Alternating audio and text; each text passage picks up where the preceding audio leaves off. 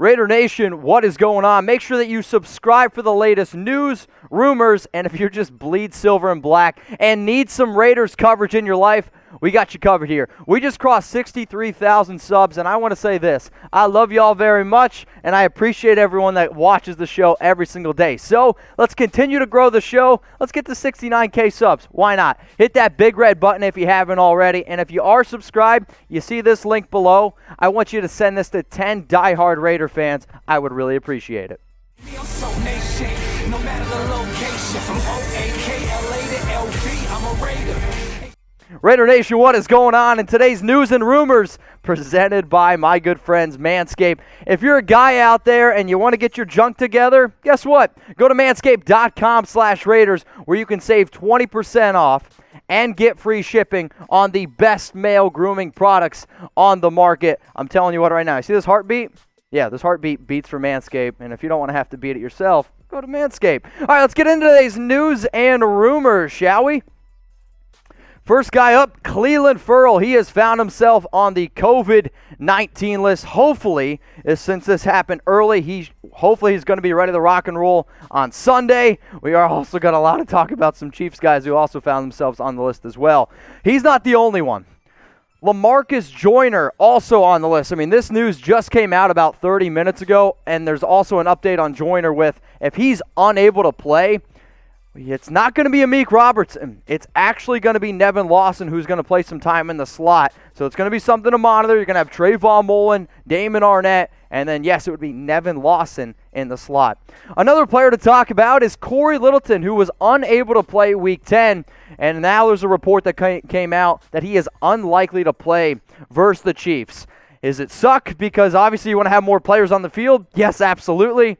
But it also means we get to see more Nicholas Morrow, who had an absolutely phenomenal game. All right, I also promised you guys some NFL news. Let's talk about DeAndre Baker because obviously anytime there's news around a big-time player, my DMs get absolutely flooded. So Baker, he was being prosecuted on 4 counts of robbery with a firearm and was originally charged with 4 counts of armed robbery and 4 counts of aggravated assault. Bad news. I guess the good news for him is all these charges have been dropped, and there's been reports out there that multiple teams are interested in signing Baker. In fact, he is going to visit the Kansas City Chiefs tomorrow, so that's definitely something to keep in mind. Obviously, keep your friends close, your enemies closer. So the report that came out per Paul Schwartz of the New York Post said that it's the Chiefs, the Bengals, the 49ers, and the Jags. These are the 4 teams interested and DeAndre Baker. Now, the former first-round pick is going to create some hype. And the Raiders' defense, we've talked about it being a need at least, especially at the cornerback position. But should the Raiders go out and sign DeAndre Baker? That's what you want to know. You don't give a crap about the news, right? You're like, Mitch, tell me, should the Raiders sign Baker? I'm actually going to give this one 0 Chucky heads. I'm going to say tuck rule, tuck that, for this reason and this reason only. Because Baker, to me, I get that the charges were dropped, but sometimes trouble is able to find certain dudes, and it doesn't just start with the NFL with him. I mean, it goes all the way back to his time in Georgia. Is he a talented player? Sure, absolutely. But right now, the Raiders got good mojo going, and I think if you go out and get Baker, that doesn't send the best message to Damon Arnett, who you drafted in the first round. Now, here's 2019 stats. 61 tackles, 8 pass breakups, 2 tackles for a loss. The other reason why, you know what, I don't know if I want to go out and get this guy is because, well, when he played last year, he actually wasn't very good whatsoever. So here are his 2019 coverage stats. He allowed 61.4% completion percentage, 850 yards, 6 touchdowns, 0 INTs, 8 pass breakups. He's a lot better in run defense than he is in coverage. And I don't know about you. I want a cornerback that's able to cover that doesn't come with all the, well, drama. So here right now is the Raiders' depth chart, and if you were to go out and get him, I actually think he would probably battle it out with Damon Arnett there for your cornerback 2 spot. Obviously, there's a lot of different players who could potentially miss this upcoming week, but from what it sounds like right now, the Raiders aren't interested, and honestly, I'm okay with that. But you know I'm going to ask you why for yes or and for no. Should the Raiders go out and sign DeAndre Baker? If you're like, Mitch, yes, they absolutely need to do it, please let me know. Go down in the comments. If you're like, no, they don't need this guy, I do want you to go ahead and type that N for no. So why for yes or N for no? But you know what? he's not the only guy we're going to talk about here. Should the Raiders go out and sign Takk McKinley? I had to throw this one in late because I didn't expect him to fail his physical. I'm going to give it only 2 Chucky heads. Last week I had it at 4. This week I'm going to have it at 2. So if you remember, the Bengals, they were the highest on the waiver wire. They were able to claim Takk. He failed his physical, so now again he is a free agent. Now he is apparently, the 49ers who put in a claim for him before are still interested and are higher than the Raiders on the list. So if the 49ers go out and they put in a claim for Takk, it actually doesn't matter whether or not the Raiders want him. They're not going to be able to go out and get him. But I am curious on whether or not y'all think that they should go out and at least put in a claim for Takk again, because if you put in one last week, maybe a lot doesn't change. But if you heard that, hey, he just failed his physical, maybe it changed your opinion a little bit on him. So should the Raiders put in a claim again for Takk McKinley? I want you to type C for claim, or I want you to type D for don't.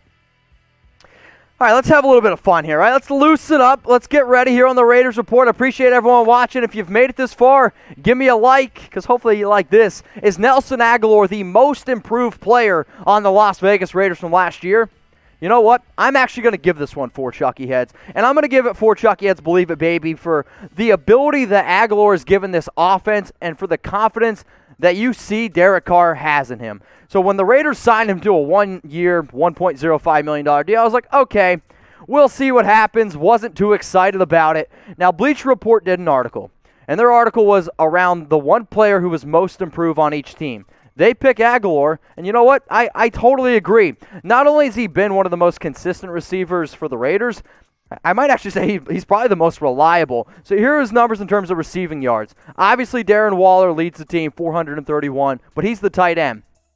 The other thing that I love that Agholor has done is he has kind of picked up the pace from Henry Ruggs. Obviously, when you drafted Ruggs in the first round, 12 overall, you were hoping he had a bigger impact. That quite hasn't happened yet, and sure, Derek's spreading the wealth, which you guys can see on screen. The other thing Nelson's doing is he's catching touchdowns, and you know, he dropped one this past week, so he should have 6, and if it wasn't for a Foster Moreau penalty earlier in the year, this dude could easily have 7. But you know what? The Raiders also really wanted to be able to stretch the field. They were so sick and tired of me saying dink and dunk Carr that they went out and they got Ruggs. They also had some extra speed in Nelson Agholor, and last week he led the NFL. He only had 1 catch this past week, and Marcus Valdez-Scantling had a hell of a game. But here's the highest yards per catch in the National Football League. You went out and you added a player like Agholor to open things up for guys like Josh Jacobs. Open up things for your running backs, also like Devontae Booker. But also underneath, I mean, it has really helped out Hunter Renfrow. It's also really helped out not being able to bracket cover a guy like Darren Waller. So you know what? Nelson Agholor is the most improved Raider from last season. Now today's show was presented by Manscaped, so every guy out there, make sure you go to manscaped.com/Raiders where you can save 20% off and get free shipping. My favorite product, you know I've talked about it a bunch, is the Lawnmower 3.0. It is the best way to make sure that you're shaving your chest, you're shaving your downstairs, and if you don't want your Ken Stabler living in a bush, if you don't get the joke, maybe you're not a real Raider fan, then go ahead, go to manscaped.com/Raiders where you can get that Lawnmower 3.0. I'm going to put the link for y'all in the comments and in the description. Save 20%, free shipping. New story is out. I don't know if you guys have seen this. Chicks actually like guys who manscape. Breaking news. I know. All right, let's go to the next story here around Kolton Miller. And is he going to be able to play against the Kansas City Chiefs? Man, I got to give it only 2 Chucky heads. People are talking. Last week, Jon Gruden on Monday said Kolton was able to work out with the trainers, and that's a good sign for him to play. Wasn't able to play. Today, sign was Kolton Miller was able to, participate and get in a workout. I still don't know if he's going to be able to rock and roll. So he's missed the past 2 games with a nagging ankle injury. And for Miller, these are the only 2 games he's missed in his entire career. When Gruden was asked about Miller, he said that he's crossing his fingers and hoping that he can play. So you know what? I'm going to do the same if you guys want to put the crossing fingers emoji in the comments, because that's where I'm at right now with Kolton. Brandon Parker has done a good job stepping in. We still don't really know when Trent Brown's going to come back, but I mean, no offense to Brandon Parker. Yeah, I mean, he's not Kolton Miller. All right, let's go to the next player here that I'm really, really hoping can end up playing. It's Maurice Hurst, who also was missed the past 2 weeks. And just like his sidekick, or I guess I shouldn't say sidekick, just like his teammate, Kolton Miller, I got to give this one to Chucky Heads too, just because it's the exact same song and dance. Missed the past 2 games with an ankle injury. The reports have looked good during the week, and then when it comes down to actually being able to play, they're unable to go. Now maybe, just maybe, this is me looking glass half full. The Raiders were like, we're resting these guys up so they can be fully healthy for the Chiefs game. That's what I hope. That's why my fingers are going to be crossed. And when you go back and watch the film, one of the best players in that Week 5 game was Mo Hurst. And if he's unable to go, I'm going to get pretty nervous because if you don't have Mo Hurst, you don't have Clelin Ferrell.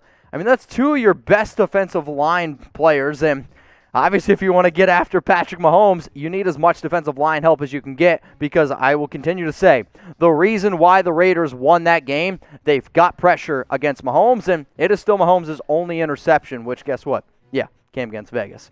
All right, I saw this one a lot as well, and is Sunday Night Football getting moved? No. Tuck rule. Tuck that. I would be absolutely shocked. And I know the last time the Raiders played on Sunday Night Football, it got moved, and, apparently everyone hates the Raiders. I don't always agree with that.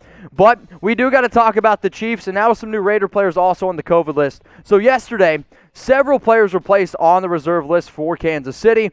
Now today, all the tests, they came back negative, which I think is a good sign to make sure the game is, going to happen. For me, though, again, I would be absolutely shocked if the NFL did end up moving this one. They're going to try to make this one happen. Here are the players right now for the Chiefs on the COVID-19 list. Mecole Hardman, an absolute speedster at wide receiver.